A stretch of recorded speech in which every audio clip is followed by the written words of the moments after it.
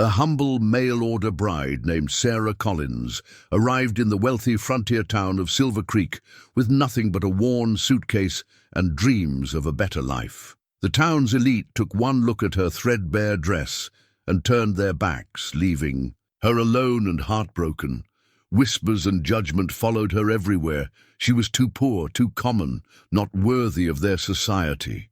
But everything changed when Jackson Cooper, the richest rancher in the territory, saw something in Sarah that others had missed. He didn't just offer her marriage, he gave her his entire world, his sprawling ranch and his fortune.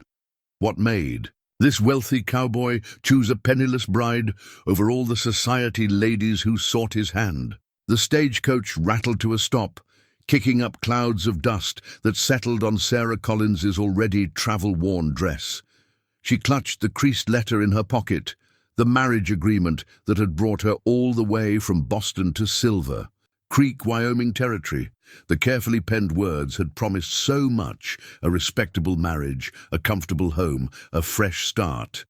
Last stop, Silver Creek. The driver's gruff voice jolted her from her thoughts. Sarah gathered her single leather suitcase, its handle worn smooth from nervous gripping during the long journey. As she stepped down onto the wooden platform, the late afternoon sun cast long shadows across the bustling frontier town. Silver Creek was grander than she'd imagined. The main street boasted proper brick buildings with gleaming glass windows, ladies in fine silk dresses and gentlemen in tailored suits. Her heart sank as she caught her reflection in a shop window. Her plain cotton dress and scuffed boots marked her as an outsider. "Miss Collins!" A sharp voice cut through the station's bustle. "Sarah Collins!" A woman approached, her expensive purple dress rustling with each step. Mrs. Eleanor Havisham.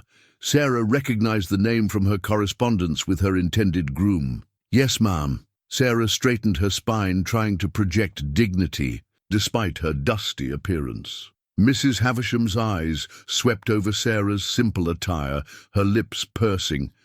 "I'm afraid there's been a situation." She extracted an envelope from her beaded reticule. "Mr. Richardson received your daguerreotype last week.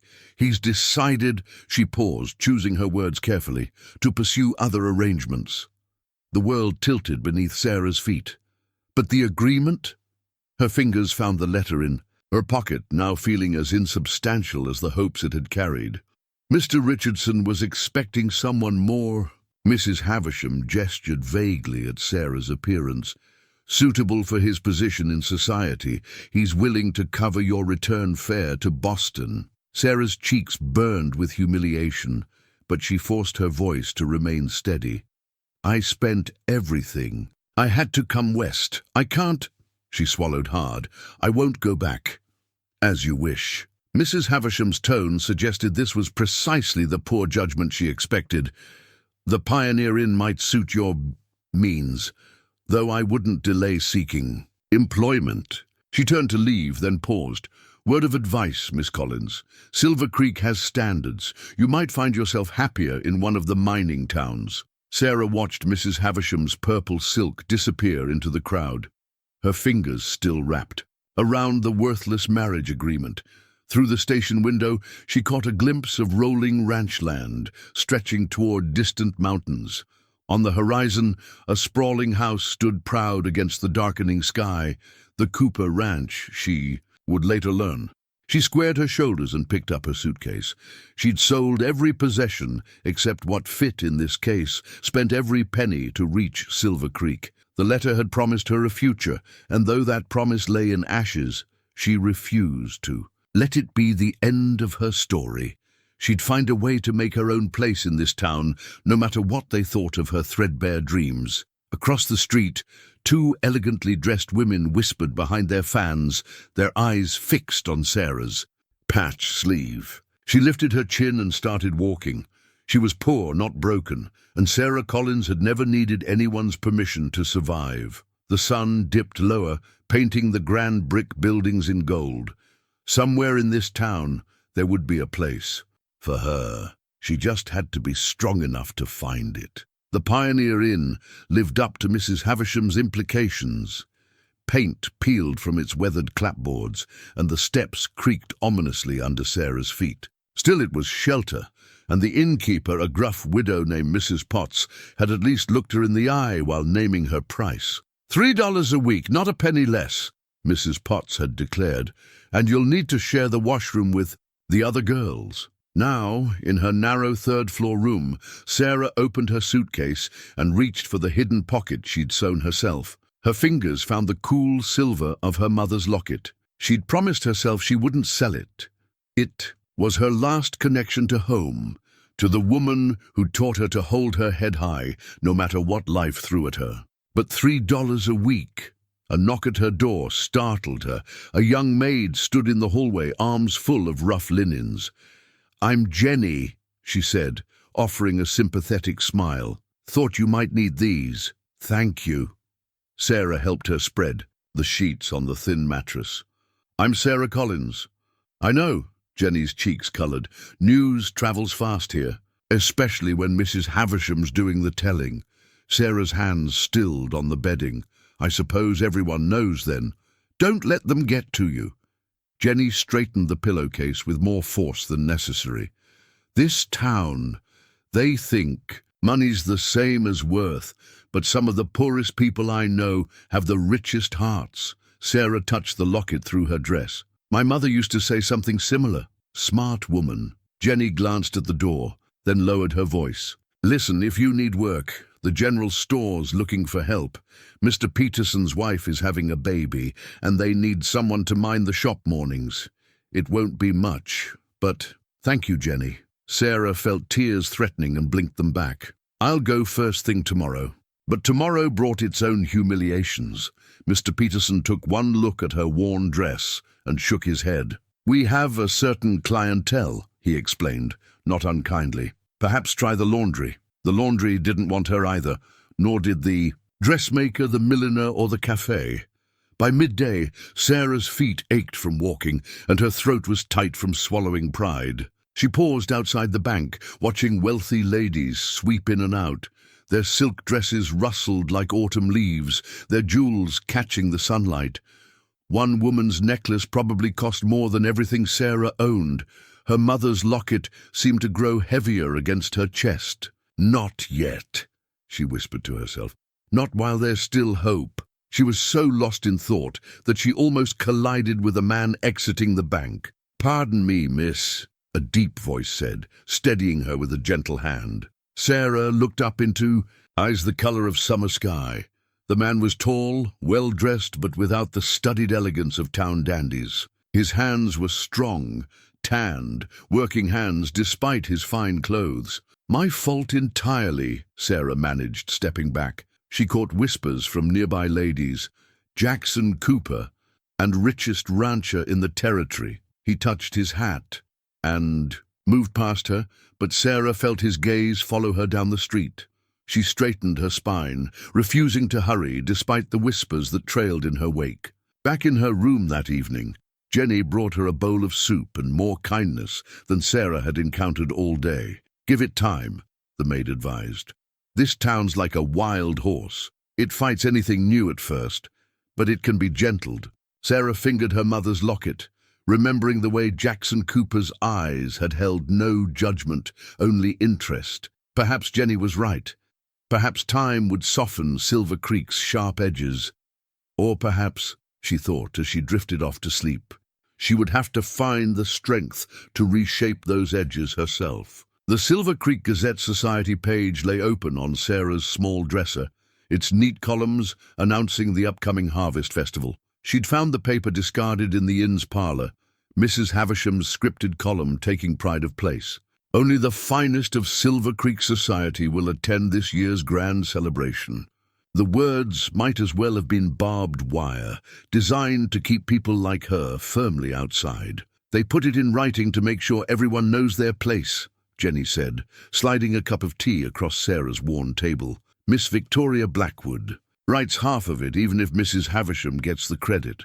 Victoria Blackwood, the Queen Bee herself. Jenny settled onto Sarah's bed, lowering her voice. "Richest family in town, except for the Coopers, and she's had her sights set on Jackson."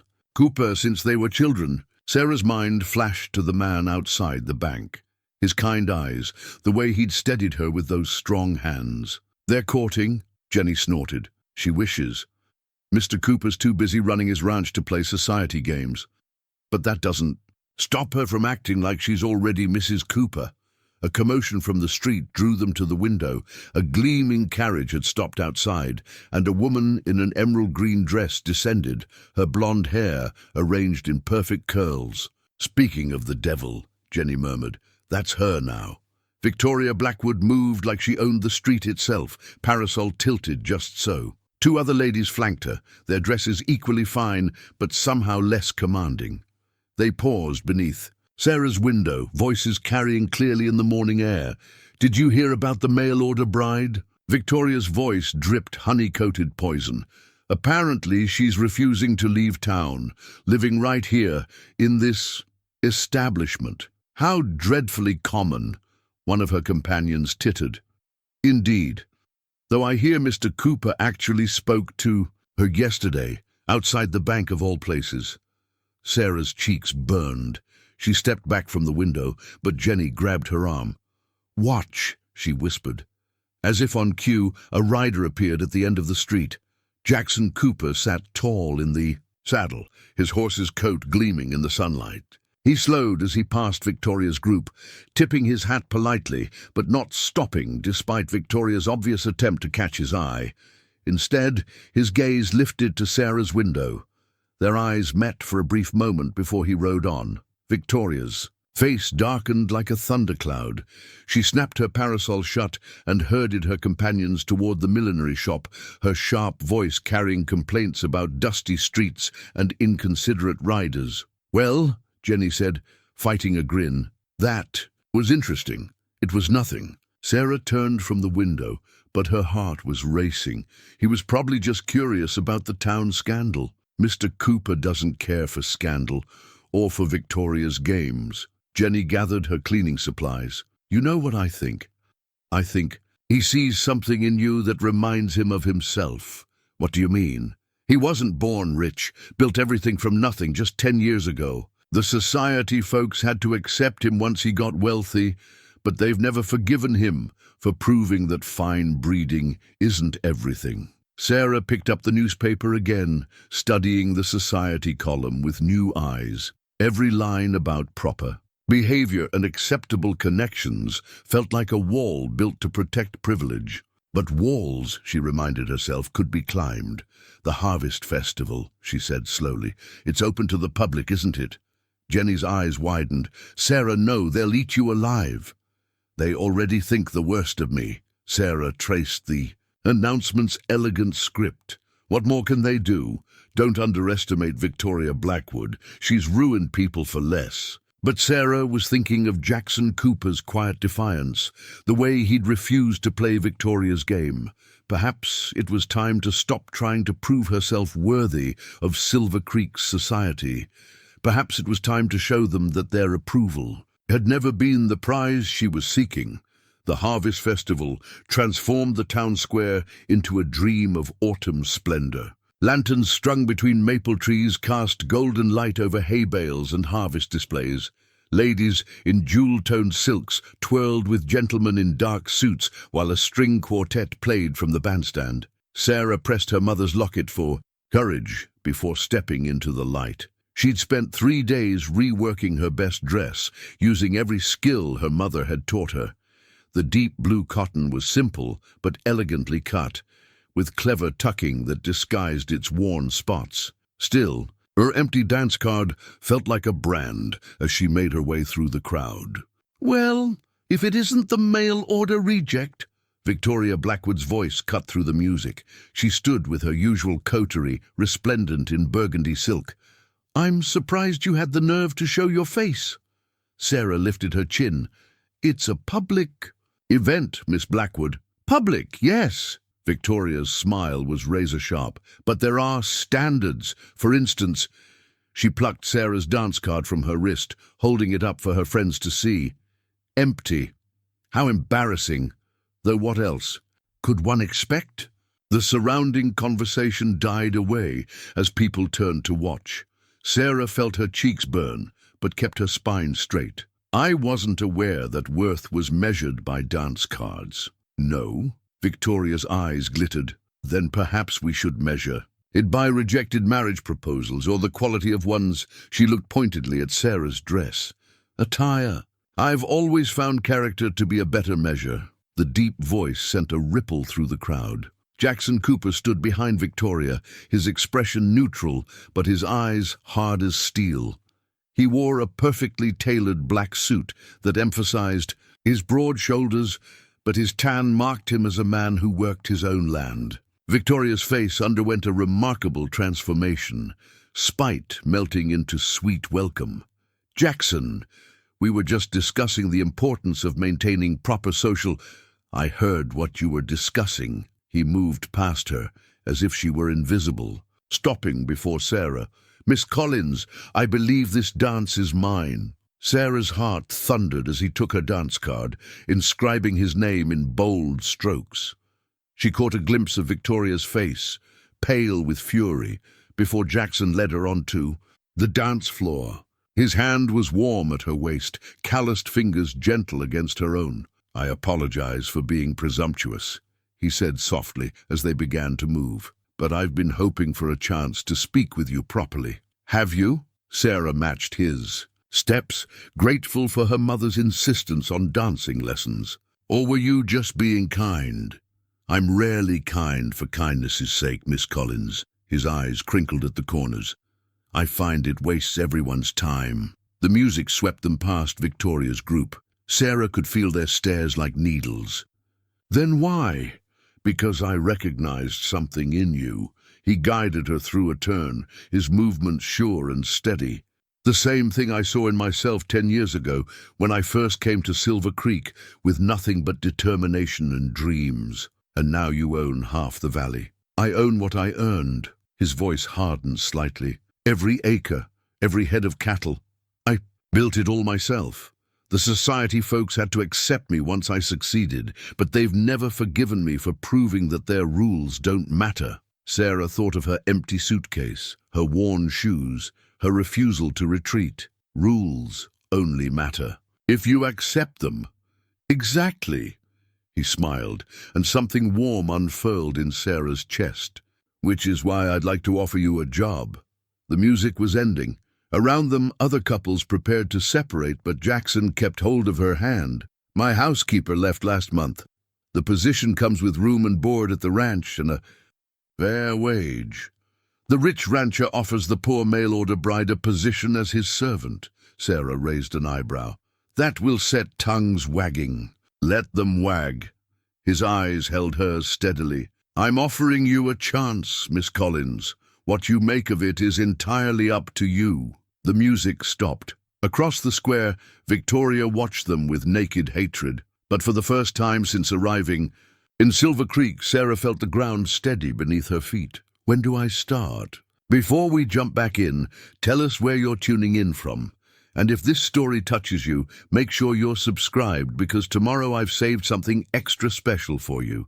Morning light slanted through the study windows of Cooper Ranch as Sarah dusted the heavy oak desk. A leather-bound ledger lay open, its pages filled with neat columns of numbers and careful notes in Jackson's steady hand. She couldn't help noticing the entries.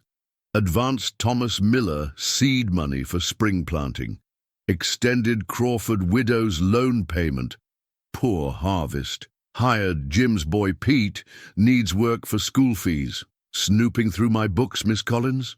Sarah started at Jackson's voice, but his expression held amusement rather than accusation. He stood in the doorway, his coat off, sleeves rolled to reveal sun-bronzed forearms. I apologize, Mr. Cooper, I was just learning my secrets. He crossed to the desk, running a finger along one column of figures. What do you make of them? Sarah hesitated, then decided on honesty. They tell a different story than the Silver Creek believes about you. Oh? He leaned against the desk, studying her. And what story is that? The ruthless businessman who built an empire through cunning and luck. She gestured to the ledger. But these entries show something else. You help people, not with charity, but with opportunity. The same way someone once helped me." His eyes grew distant. "I came here with nothing, you know. But old man Harrison saw something in me, gave me work, taught me ranching.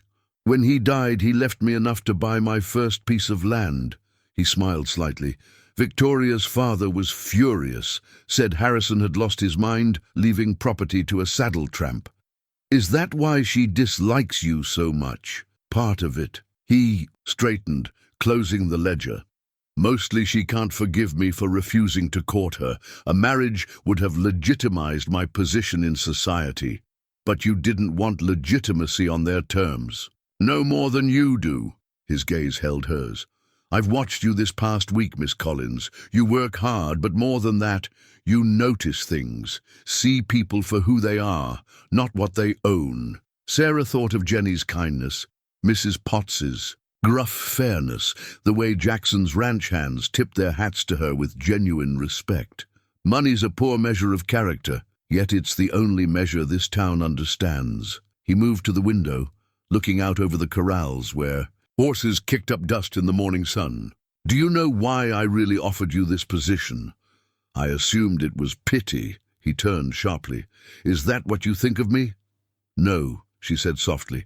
"No, I don't think you've ever pitied anyone in your life.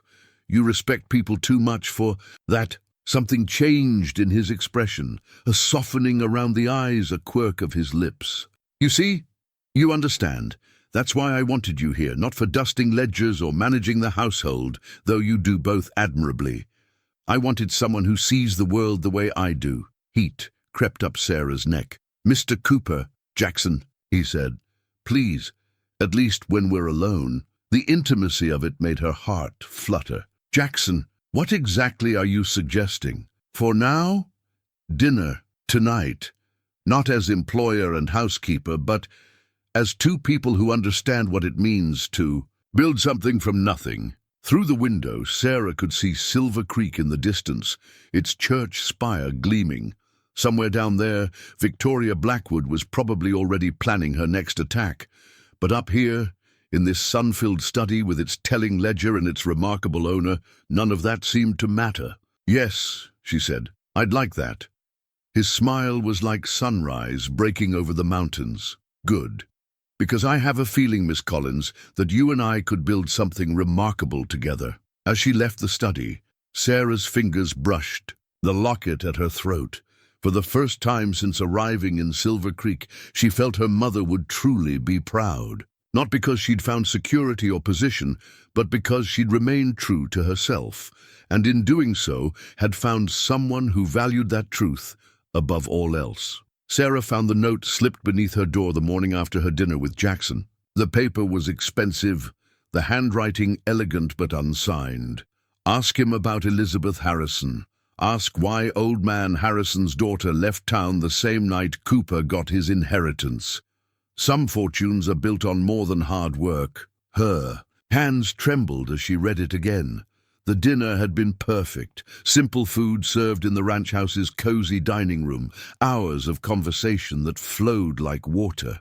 Jackson had told her more about his past, his dreams for the ranch, the improvements he planned.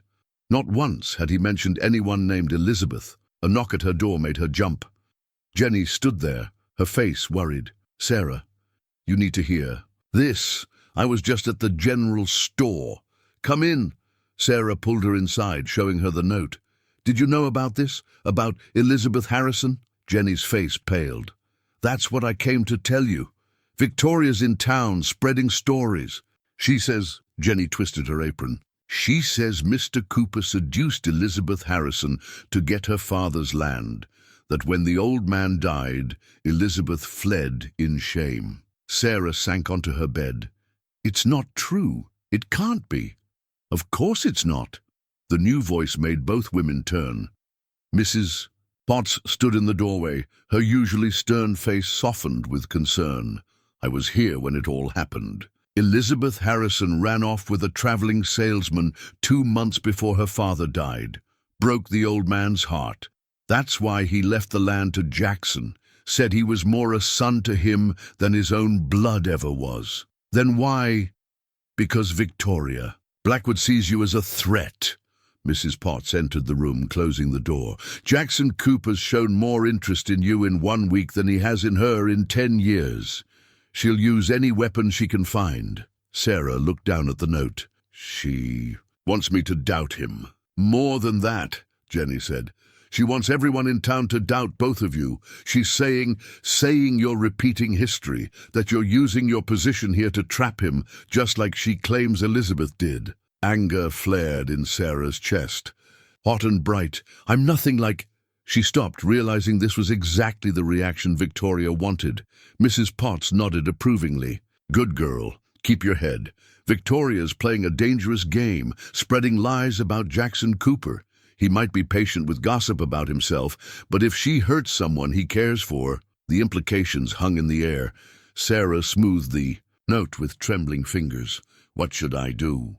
"Ask him," Mrs. Potts said simply.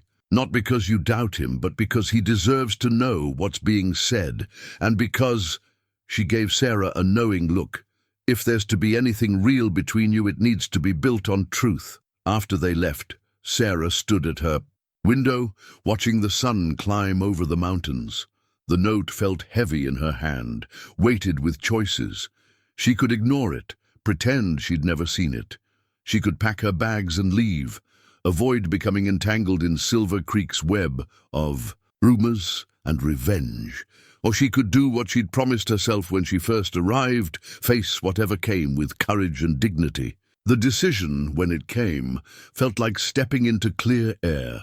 She changed into her work dress, pinned her hair neatly, and touched her mother's locket for strength. Then she headed to the study where she knew Jackson would be reviewing contracts. He looked up when she entered, his smile fading as he saw her expression. "Sarah, what's wrong?" She held out the note. "We need to talk about Elizabeth Harrison." His face went still, but his eyes held something like approval. "Yes," he said, quietly. "I believe we do." Jackson didn't speak immediately after reading the note. Instead, he walked to a cabinet in the corner of his study, unlocked it, and withdrew a yellowed newspaper. The Silver Creek Gazette's masthead was faded, but legible. "Harrison Ranch, heir disappears. Property left to former ranch hand."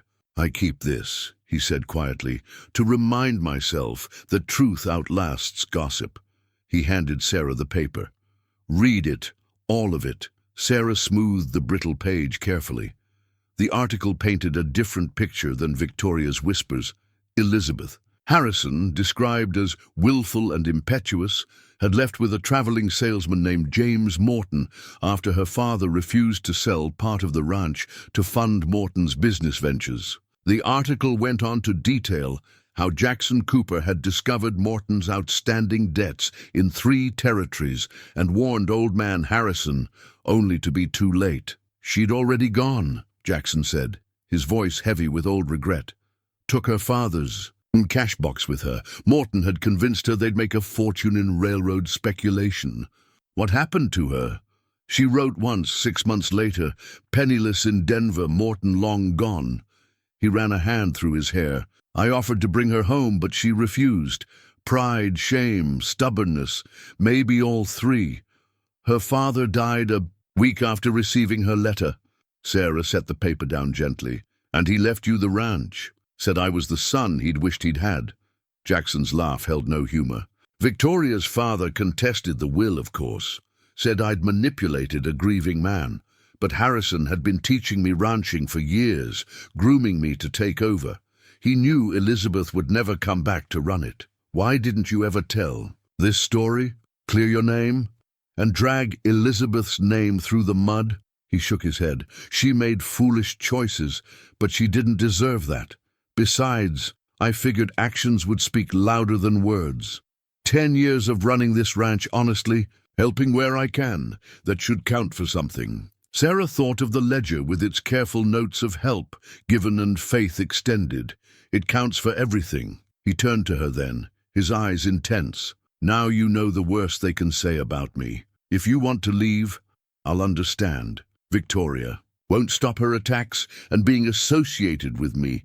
"I'm not Elizabeth," Sarah said firmly. I won't run from gossip, and I don't need to be rescued by traveling salesmen or wealthy ranchers. I came west to build a life of my own. Something shifted in Jackson's expression. Respect, admiration, and perhaps something warmer. "No," he said softly. "You're nothing like Elizabeth. You're far stronger." He stepped closer, and Sarah's heart began to race. His hand rose to touch her cheek, calloused fingers gentle against her skin. "Sarah, The study door burst open. Jenny stood there, breathless. "Mr. Cooper, in town, it's Miss Victoria. She's called a meeting of the town council. She's demanding they investigate impropriety at the ranch." Sarah felt Jackson go rigid beside her. His hand dropped, but he didn't step away from her. "On what grounds?" "She says she has proof, letters. She claims, showing that you and Miss Sarah—" Jenny's face flamed red. "I see." Jackson's voice was deadly quiet. "Sarah, I need to go into town. This has gone far enough. I'm coming with you." He started to protest, but she held up a hand. "Elizabeth ran. I won't. Whatever lies Victoria's telling, we'll face them together." Their eyes met, and in that moment, something solidified between them. A partnership forged in adversity, a shared understanding that some things were worth fighting for. "Together, then," he said, offering his arm. "Let's go show Silver Creek what real character looks like." The town council meeting had been fierce but fruitless. Victoria's evidence proved to be nothing more than carefully crafted insinuations. When Jackson produced the newspaper article about Elizabeth, along with witness statements from long-time ranch hands, even Victoria's most ardent supporters fell silent. Now, a week later, Sarah stood in Jackson's study again, but this time she wasn't dusting. The deed to Cooper Ranch lay on the desk between them, its official seal gleaming in the lamplight. Outside, the sun was setting, painting the mountains in shades of purple and gold. "You understand what I'm offering?" Jackson's voice was soft, but serious. "This isn't just about marriage. I'm asking you to be a true partner in everything. The ranch, the business, the future we could build." Sarah traced the deed's elaborate border with a fingertip. "Why me? You could have any woman in Silver Creek.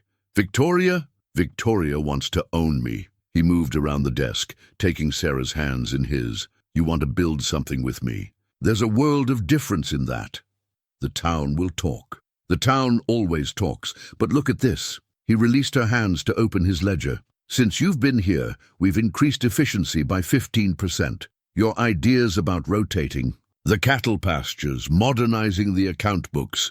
You've already proven yourself a better partner than I could have hoped for." Sarah thought of her first days in Silver Creek, the humiliation and rejection. "When I came west, I thought I was looking for security, a safe harbor in a strange land. And now I realize I was looking for something else, a place where I could be myself, where I could grow into the person I was meant to be." She met his eyes. "You gave me that chance. You gave it to yourself." His smile was tender. "I just had the good sense to recognize what was right in front of me." He took a small box from his desk drawer. "I had this made in Denver." Inside was a ring, elegant but sturdy, set with a small but perfect diamond. "Like you, beautiful, but practical enough for ranch life." Sarah's heart thundered in her chest. "Jackson, let me finish." He took her hand again. "I'm not offering charity or rescue. I'm offering partnership in every sense of the word. Equal shares in the ranch, equal say in decisions. I want to build a legacy with you, Sarah Collins, one that will make Silver Creek remember that true worth isn't about where you come from, but who you choose to become." Tears blurred Sarah's vision. She thought of her mother's locket, of the courage it had taken to come west, of all the moments that had led to this one. Yes, yes, yes to all of it. The partnership, the ranch, the legacy. She squeezed his hands. "Most of all, yes to you." His kiss was gentle at first, then deeper, full of promise and passion and shared dreams.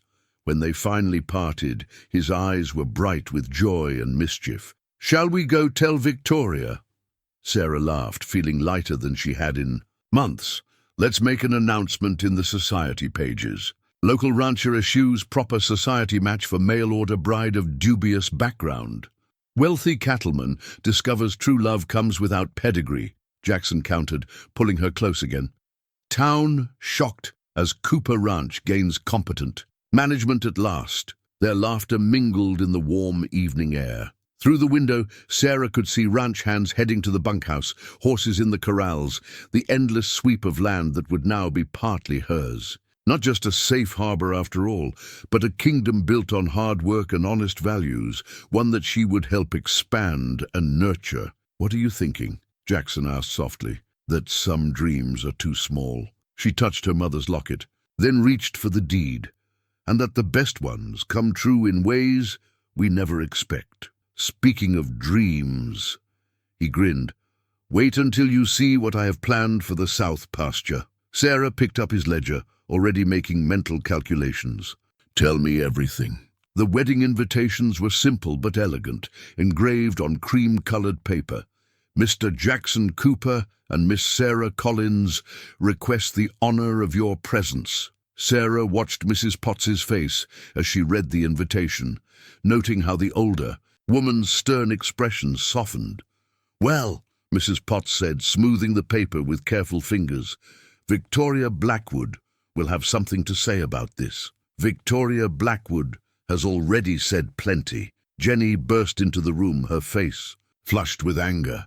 She's at the town council right now, trying to convince them that the marriage would be detrimental to Silver Creek's reputation. Sarah's hands clenched in her skirts. On what grounds? She's claiming that since you came here as a mail order, bride, you're technically still bound by contract to Mr. Richardson, says the marriage wouldn't be legal. That's ridiculous, Mrs. Potts snapped.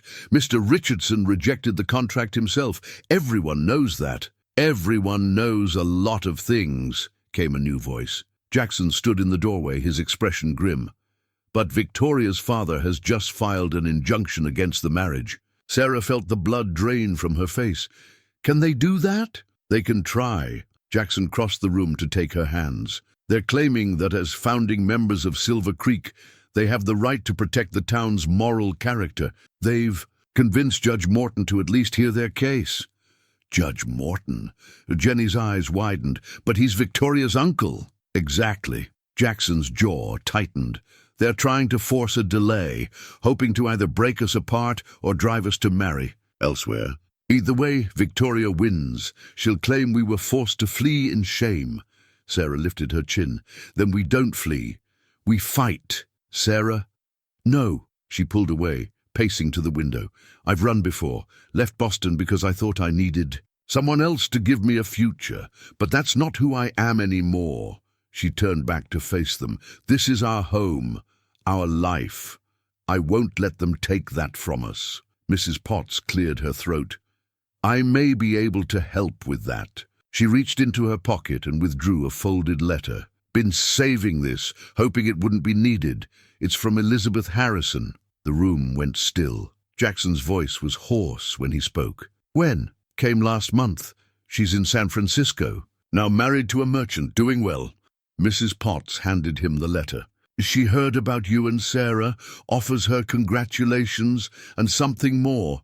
A sworn statement about what really happened 10 years ago, notarized and everything. Sarah watched emotions play across Jackson's face as he read. This clears everything up. About her father's will, about the inheritance. More than that, Mrs. Potts said. It shows how the Blackwoods tried to manipulate the situation back then, how they offered to help Elizabeth contest the will if she'd say certain things about you, which she refused to do, Jackson murmured. And now here they are trying the same tricks again. Mrs. Potts's smile was fierce. Only this time we have proof of their methods. Sarah looked at their wedding invitation still lying on the table. Such a simple thing, really, just paper and ink and hope. But it represented everything they were fighting for, the right to build a life on their own terms, to be judged by their actions rather than their origins. When is the hearing? She asked. Tomorrow morning. Jackson reached for her hand again. Sarah, if you want to wait, find another way. She silenced him with a kiss, brief but fierce. Tomorrow morning it is. Let's show Silver Creek what real character looks like again. From somewhere in town, church bells began to ring the hour. Sarah thought about all the moments that had led to this one, stepping off that stagecoach, fighting for respect, finding love in the most unexpected place. Whatever happened tomorrow, she knew one thing for certain. She'd finally found something worth fighting for. By lamplight, Sarah wrote in the leather-bound journal Jackson had given her, her pen scratching softly against the cream-colored pages. Tomorrow we face Judge Morton and the town council. Jackson says I shouldn't worry, that truth will prevail. But I've learned that truth, like everything else in Silver Creek, depends on who's telling it. Still, for the first time in my life, I'm not fighting alone. A knock interrupted her. Writing. Jenny slipped in, carrying a bundle wrapped in brown paper. "It's done," she whispered, laying the package on Sarah's bed. "Mrs. Potts and I worked all night." Sarah unwrapped the paper to reveal a dress of deep blue silk, not new, but masterfully altered. Mrs. Potts had somehow transformed her best gown into something that could rival any of Victoria's fashions. "We used the silk from Mrs. Potts's own wedding dress for the trim," Jenny said proudly. She said something about armor for battle. Sarah touched the fabric reverently before returning to her journal. "The kindness of true friends still takes my breath away. They understand this isn't just about a wedding. It's about the right to build a life on our own terms." From downtown came the sound of horses, late-night riders heading to the Blackwood estate.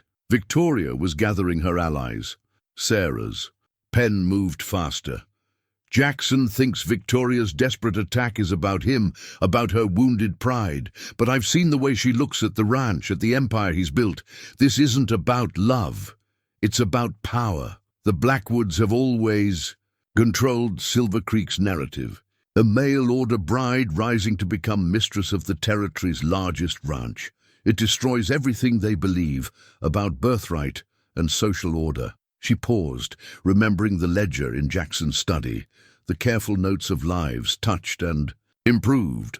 More than just a business record, it was proof that true worth came from actions, not ancestry. Another knock, stronger this time. Jackson entered carrying a stack of papers. "Elizabeth's letter has been officially entered into evidence," he said, sitting beside Sarah on the bed. "And 3 more ranch hands have agreed to testify about the Blackwoods' attempts to buy them off 10 years ago." Sarah closed her journal, turning to face him. "Will it be enough? Judge Morton may be Victoria's uncle, but he's also a man who prides himself on his reputation for fairness." Jackson's smile was grim, making him choose between family loyalty and public scandal. "That's a special kind of pressure." "I've been thinking," Sarah said slowly, "about what you said when you proposed, about building a legacy." And she opened her journal again, showing him what she'd written. "It's not just about us anymore. Every time someone like Victoria wins, it reinforces the idea that birth and wealth are all that matter. But if we win, we show that character and hard work count for more." He read a few lines from her journal, his expression softening. "You're quite the philosopher, Miss Collins." "Soon to be Mrs. Cooper," she corrected, then hesitated. "If tomorrow goes well," he caught her chin gently, turning her face to his. "Listen to me, Sarah. Whatever happens in that courtroom, we'll face it together. If they rule against us, we'll find another way. I didn't build this ranch by giving up at the first obstacle, or the 50th. She teased, trying to lighten the moment. "You should have seen attempt 23. Nearly got trampled by my own cattle." Sarah laughed, then grew serious again. She picked up her pen, writing one final entry. "Tomorrow we show Silver Creek that love isn't about where you come from, but who you choose to become. Jackson and I are ready. Let them bring their legal challenges and social pressure. We have something stronger, truth, determination, and a love built on respect and shared dreams." She closed the journal, setting it aside with the blue silk dress. Tomorrow would bring what it brought. But tonight, in this quiet moment with Jackson, she felt nothing but peace and certainty. They had found each other against all odds. Whatever Silver Creek threw at them, they would face it the same way they had faced everything else, together. The courthouse hummed with tension as Sarah stood before Judge Morton, her blue silk dress catching the morning light. Victoria Blackwood sat in the front row, resplendent in burgundy, a satisfied smile playing at her lips. But it was the document, in the judge's hands, that held everyone's attention. The marriage certificate still blank, waiting to be either validated or forbidden. The petition before us, Judge Morton intoned, adjusting his spectacles, claims that Miss Collins's prior mail-order bride contract renders any subsequent marriage agreement void. He peered down at Sarah. How do you respond to these charges? Before Sarah could speak, Victoria rose. If it pleases the court, we have additional evidence. She gestured to her father, who produced a folder with flourish. Documents proving Miss Collins's questionable history in Boston. A murmur rippled through the courthouse. Jackson's hand found Sarah's, squeezing gently. Objection! The voice rang out, clear and unexpected. Mrs. Potts stood, straight-backed and fierce. Your Honor, I move to present a counter-testimony. Judge Morton's eyebrows rose. Mrs. Potts, this is hardly the proper. Let her speak. The new voice came from the back of the courthouse.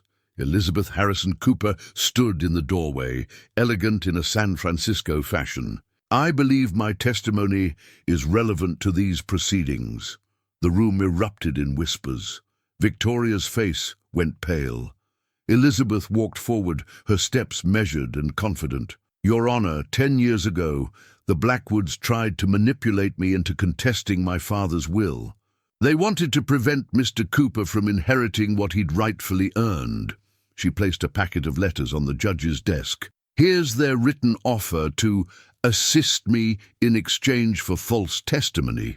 Judge Morton opened the packet, his expression growing darker as he read. Victoria's father half rose. Now see here, I'm not finished. Elizabeth's voice cut like steel. I've also brought documents showing similar attempts to interfere with other business dealings in Silver Creek. A pattern of using social position to control who succeeds and who fails in this town. Sarah watched Victoria's face crumple as her carefully constructed plan dissolved. But it was Judge Morton's expression that held hope, a mix of shame and resolution. Further, Elizabeth continued, I have here Miss Collins's original mail-order bride contract, signed and voided by Mr. Richardson himself. There is no legal impediment to this marriage. The judge removed his spectacles, polishing them slowly. Miss Blackwood, Mr. Blackwood, did you knowingly present false claims to this court? Victoria's father stood, blustering. We were merely trying to protect... The only thing you were protecting, Jackson interrupted quietly, was your own power, just like always. Judge Morton raised his hand for silence.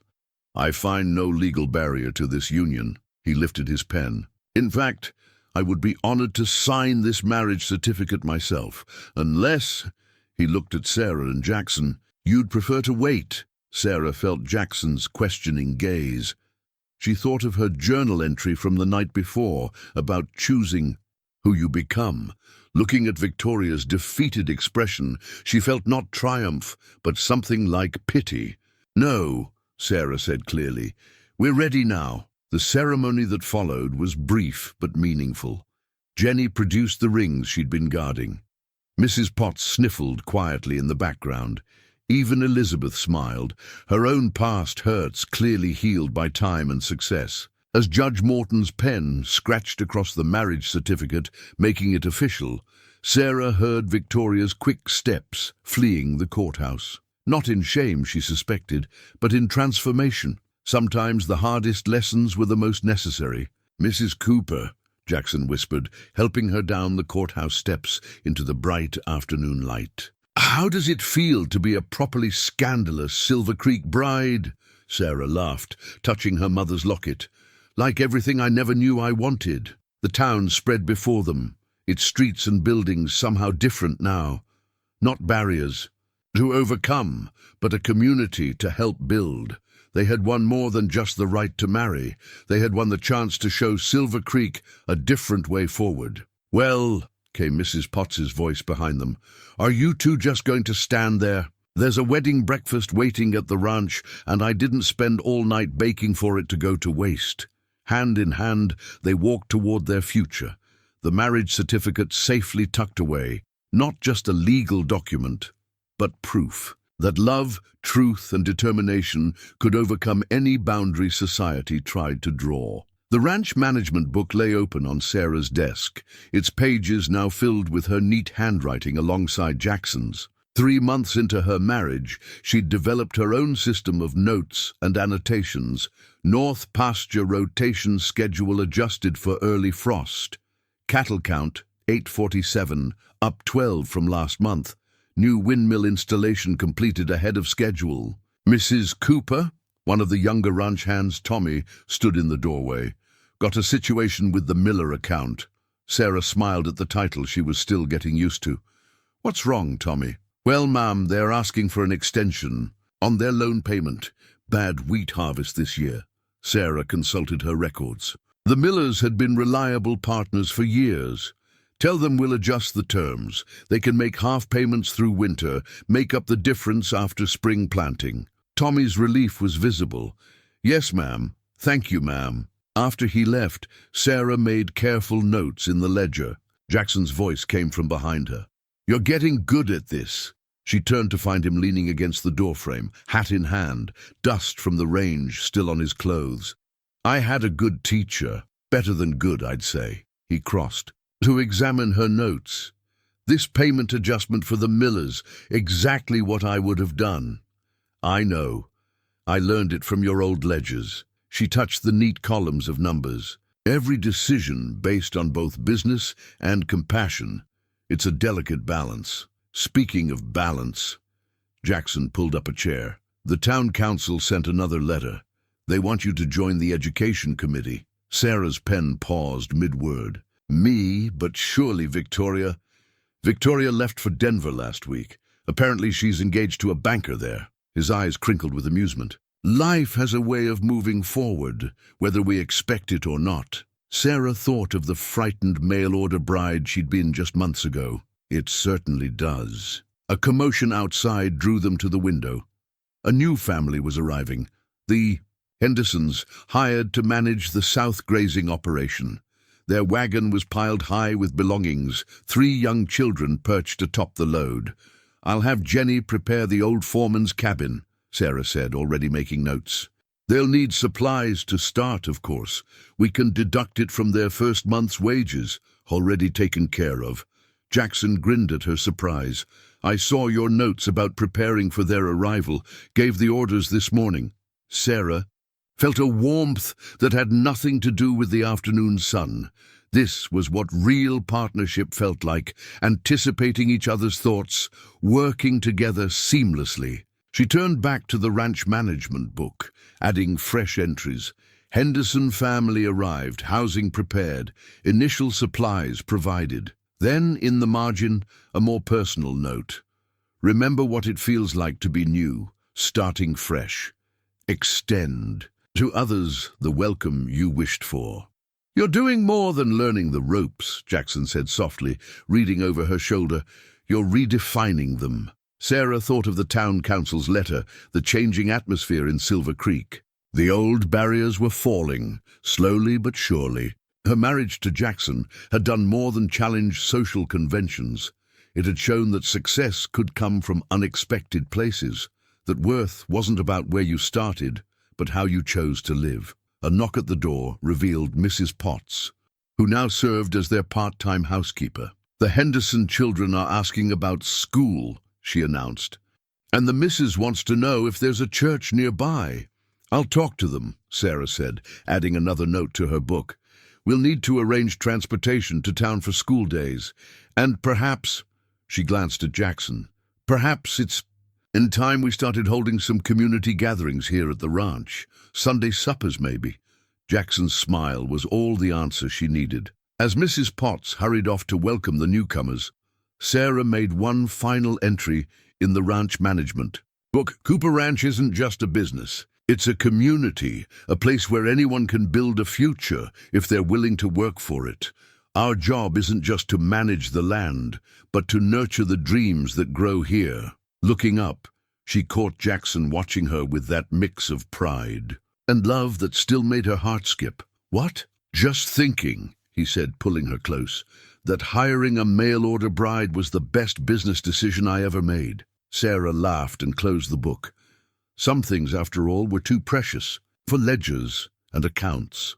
Those belonged in the heart, where love and legacy grew together like wild roses on the open range. The weather-worn map of Cooper Ranch dominated the study wall, its corners curling from constant handling.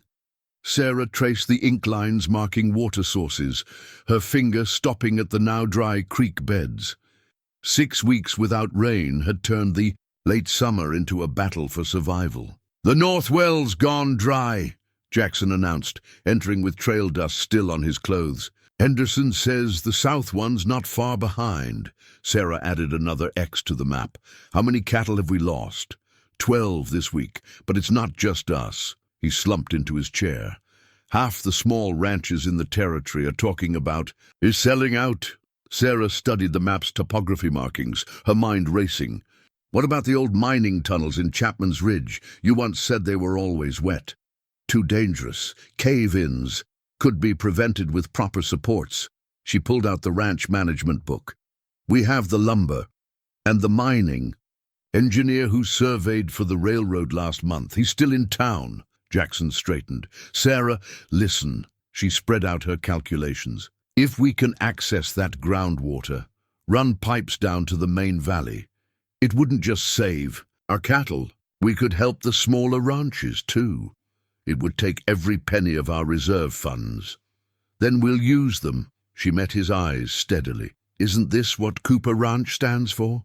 Finding ways to help people help themselves?" A smile tugged at his lips. "When did you get so wise, Mrs. Cooper?"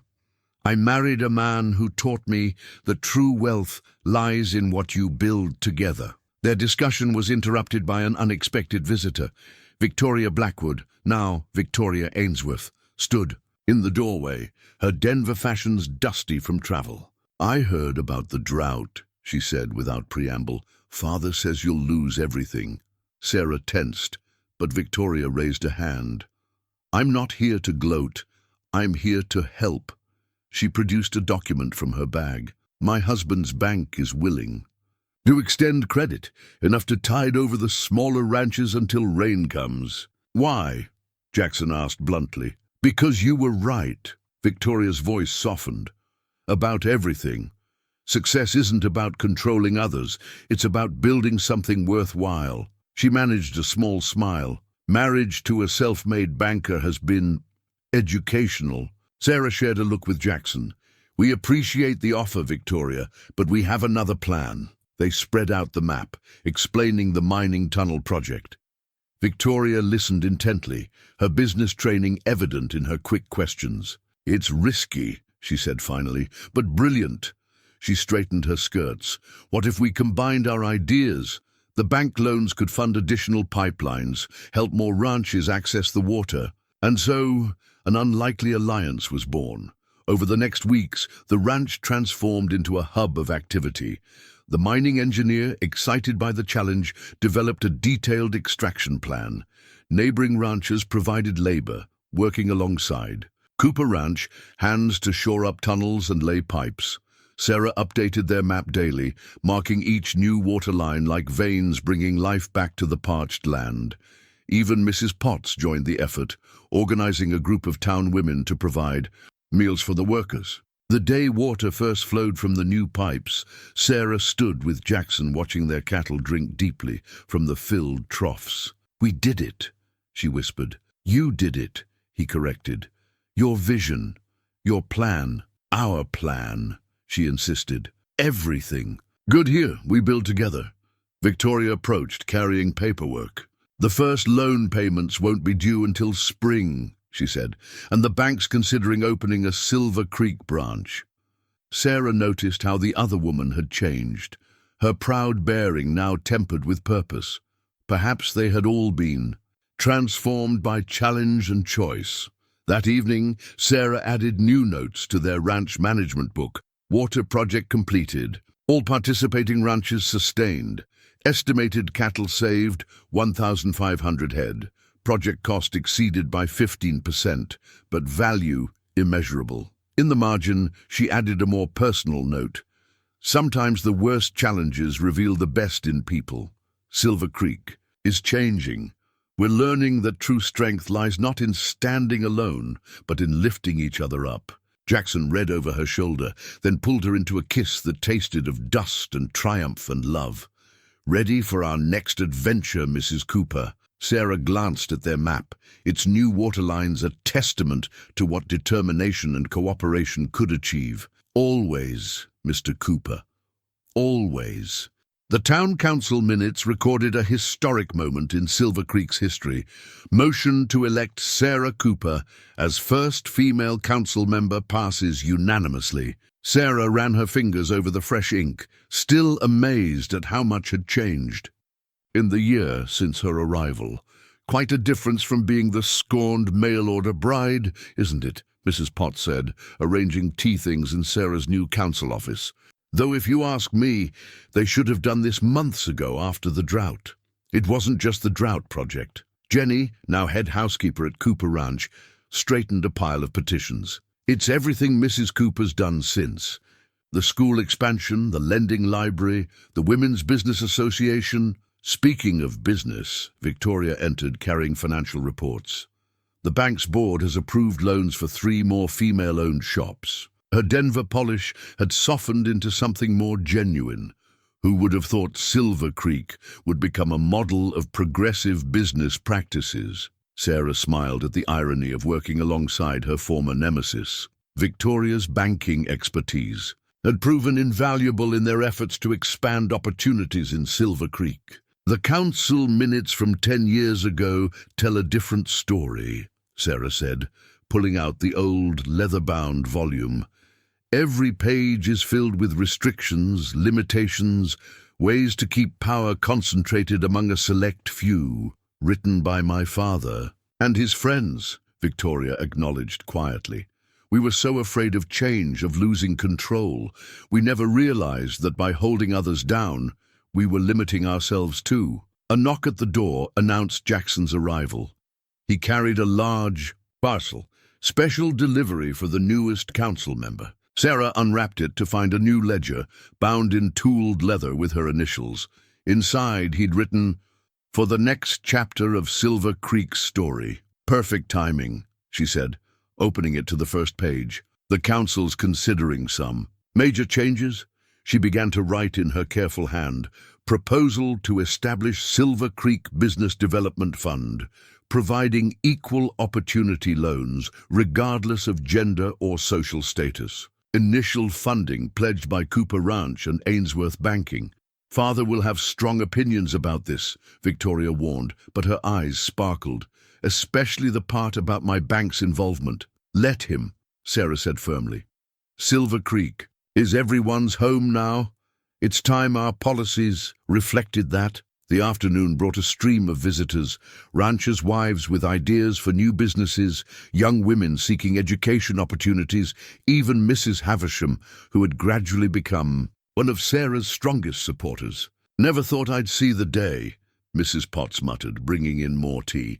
That woman used to cross the street to avoid you.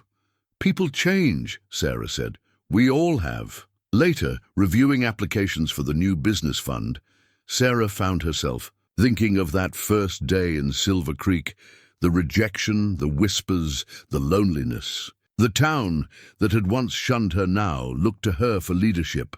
Jackson found her there at sunset, still working. The ranch hands said you might need rescuing from all this paperwork, just finishing up the minutes. She showed him her neat entries, proposals for new businesses, plans for town improvements, programs to help other women build independent lives. Sometimes I can hardly believe how much has changed. I can.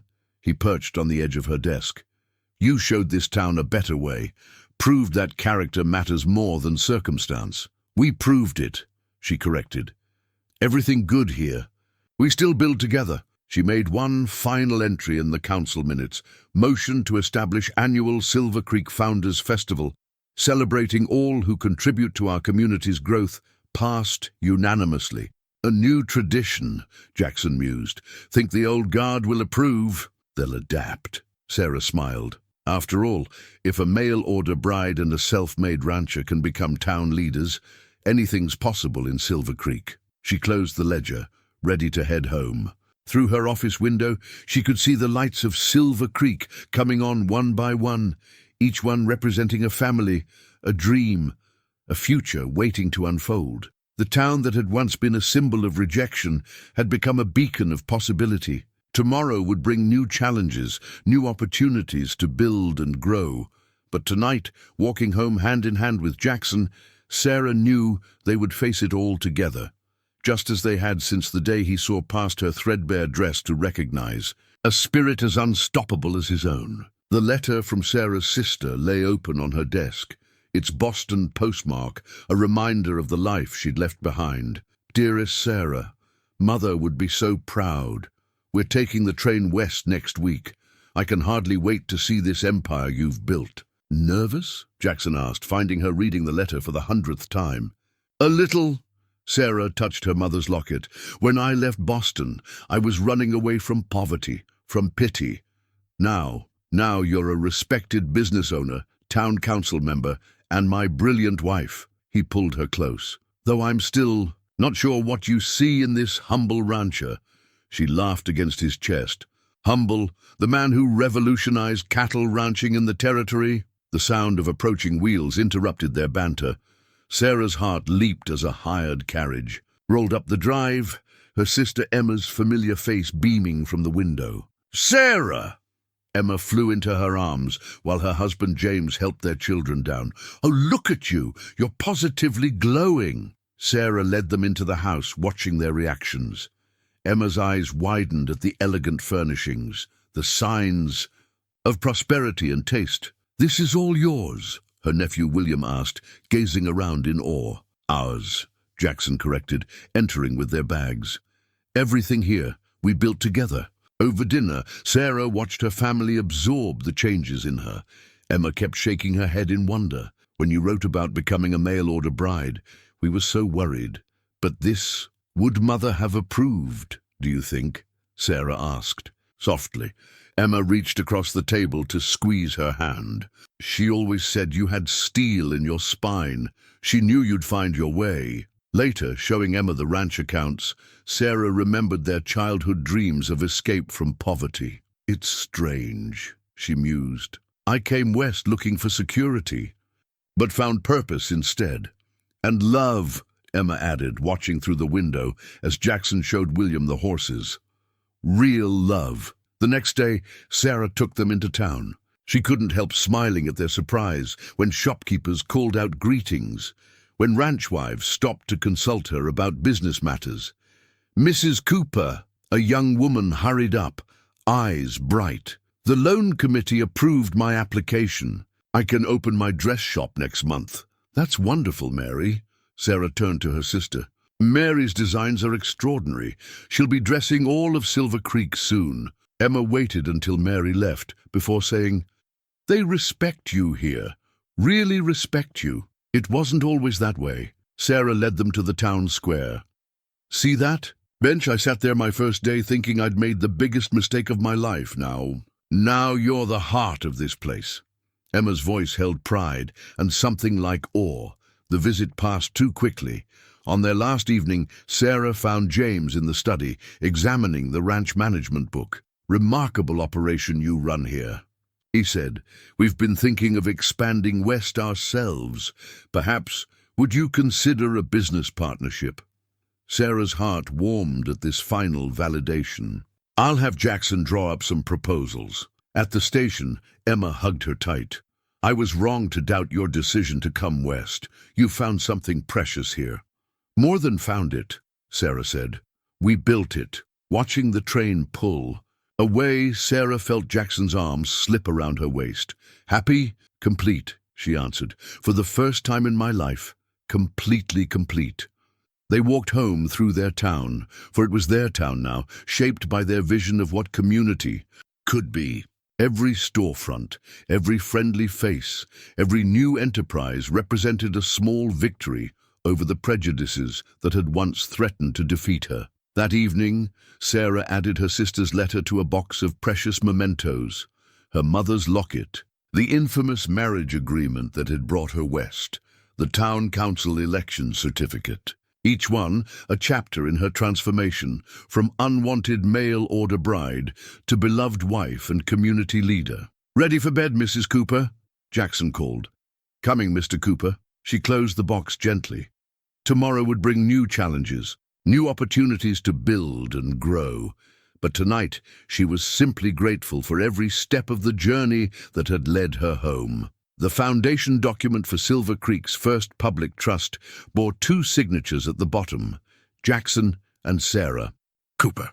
Between them, the carefully worded text laid out their vision: to establish a permanent fund for the advancement of enterprise, education, and opportunity in Silver Creek territory, regardless of circumstance or origin.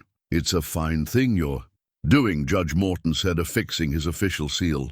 2 years had passed since he'd signed their marriage certificate, and his initial skepticism had transformed into genuine respect. "Not just us," Sarah corrected, watching Jackson shake hands with Victoria Ainsworth, whose bank would help manage the trust. "Everyone who contributes makes this possible." The first beneficiary of the trust stood nervous but proud in the corner. Jenny, their former maid, now awaited final approval for a loan to open Silver Creek's first proper seamstress shop. "All the paperwork's in order," Victoria announced, her businesslike tone failing to hide her satisfaction.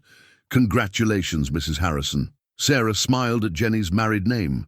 She'd wed the ranch foreman 6 months ago, their romance blossoming during the drought crisis.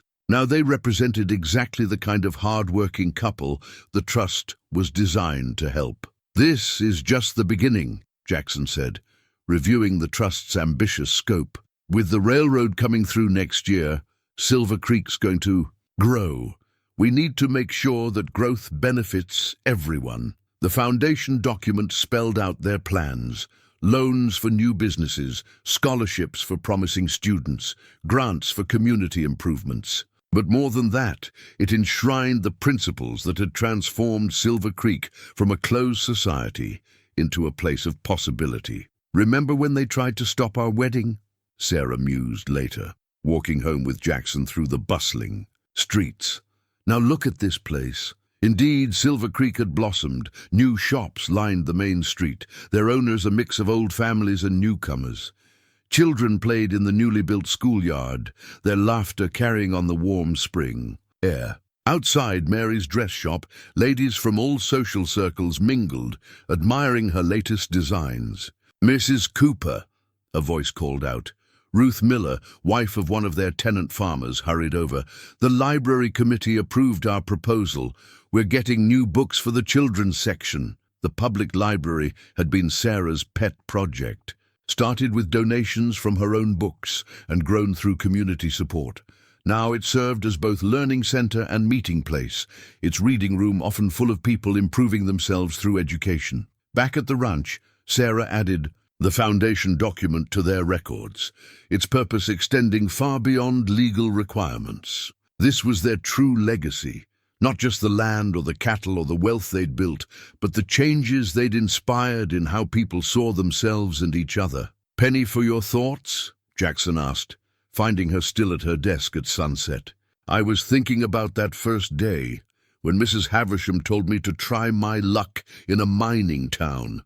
Sarah smiled at the memory. "How different everything might have been if I'd listened." "You never would have." He perched on the edge of her desk, his favorite spot. "That's what I saw in you that first day, the same stubbornness that wouldn't let me quit when everyone said a common ranch hand couldn't succeed." A knock at the door revealed Mrs. Potts with surprising news. "Another mail-order bride arrived on today's stage," she announced. "Poor thing's in quite a state. Seems her intended took one look at her plain dress and rejected her outright." Sarah and Jackson shared a look of perfect understanding. "Where is she now?"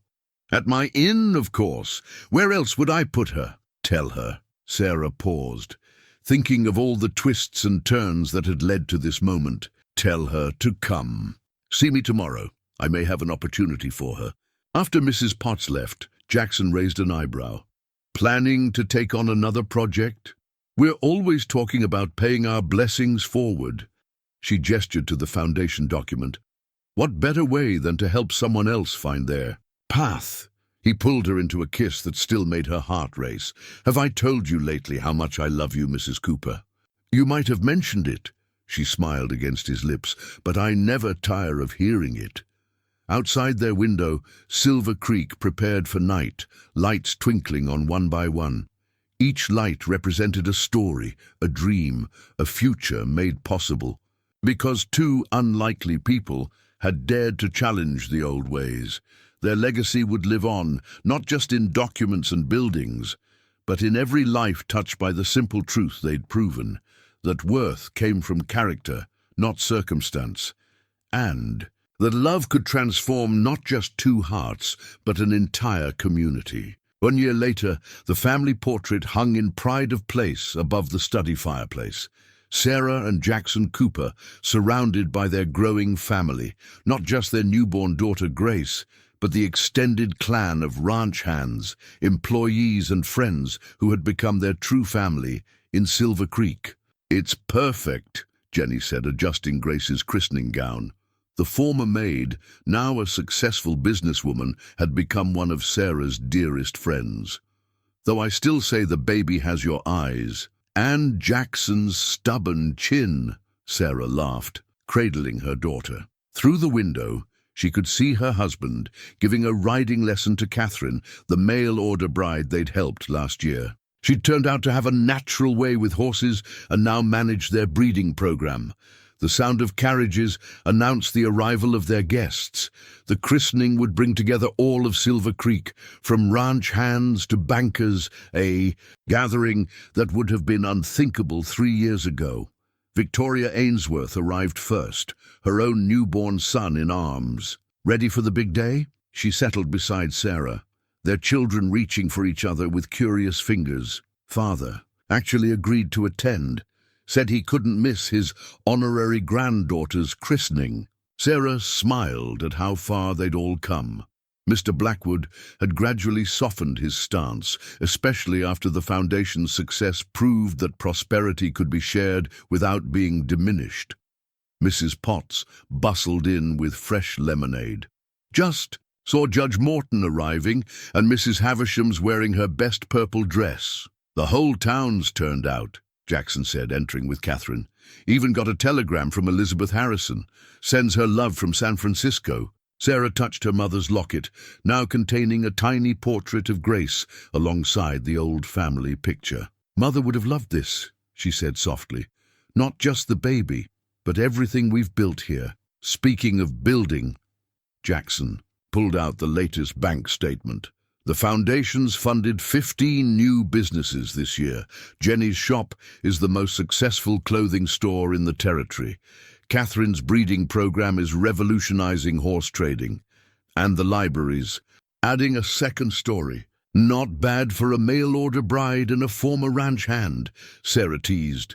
The christening itself was a celebration of more than just Grace's arrival.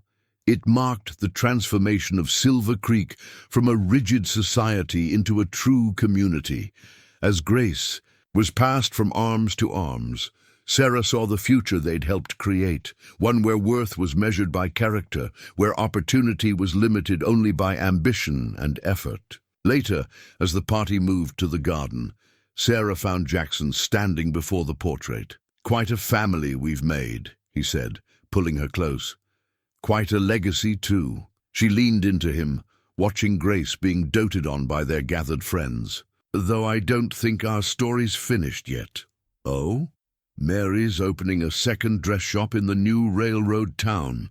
She wants our help setting up an apprenticeship program for young women. And Catherine's been talking about expanding the breeding program. Jackson laughed. Always another mountain to climb, isn't there? That's what happens when you marry someone as stubborn as yourself. They shared a kiss that still held all the warmth of their first. Through the window, they could see Silver Creek spread out below their ranch, its streets busy with life and commerce. Somewhere in town, another stagecoach would be arriving, perhaps carrying another dreamer looking for a fresh start. "You know what I love most about this portrait?" Sarah said, studying the gathered faces. "It shows that family isn't about where you come from. It's about who you choose to become and who you choose to become it with." Grace's cry drew them back to the party, to the warmth of friendship and the joy of possibilities yet to come. The portrait watched over them all, a testament to love's power to transform not just two hearts, but an entire world. Sarah Cooper had arrived in Silver Creek with nothing but dreams and determination. She'd found more than a husband, more than success. She'd found a way to help others build their own dreams. And that, she knew, was the greatest legacy of all. "Ready for our next adventure, Mrs. Cooper?" Jackson whispered, as Grace drifted to sleep in her arms. Sarah smiled, thinking of all the journeys yet to come. "Always, Mr. Cooper. Always."